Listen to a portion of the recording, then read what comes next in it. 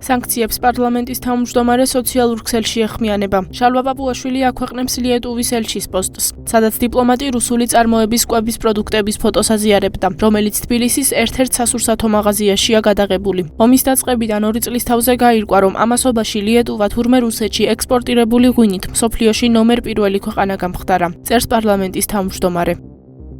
ეს არ არის უკვე ორმაგი სტანდარტი, რასაც ლიეტუვა არის დემონსტრირებასაც ლიეტუვა აკეთებს. თუ კი ეკონომიკურ თემაზე, ურთიერთობის თემაზე მიდგება ლაპარაკი, აი ეს მონაცემები აჩვენებს არა ორმაგ სტანდარტს, არამედ ბოროტებას პოლიტიკისა, რომელიც ჩვენს მიმართ ლიეტუვას გააჩნია. რა თქმა უნდა, კიდევ უფრო არასერიოზულია ის დამოკიდებულება, რომელიც ჩვენ სანქციებთან მიმართებაში ვიხილეთ, თუმცა ასანქცირებენ ჩვენი ქვეყნის მოსამართლეებს, პროკურორებს და პარლამენტის წევრებს და თავად ასევე მოგვიწოდებდნენ თავის დროზე ეკონომიკური სანქციები დაგვეწესებინა რუსეთისთვის და ახლა აღმოჩნდა, რომ ერთი ძირი ვენახი რო არ აქვს, ეს ქვეყნები არიან ღვინის ყველაზე დიდი ექსპორტიორები და ზოგადად ალკოჰოლური სასმელების რუსეთში. ორმაგ სტანდარტებს ჩვენ არაერთხელ შევხვედრივად, თავხედობასაც თავის საზღვარი აქვს ხოლმე, მაგრამ როგორც ჩანს, deep state-ში და ამ შემთხვევაში მოწინავეები არიან, სამწუხაროდ მოწინავეები არიან ბალტიისპირა ქვეყნების წარმომადგენლები, ამ შემთხვევაში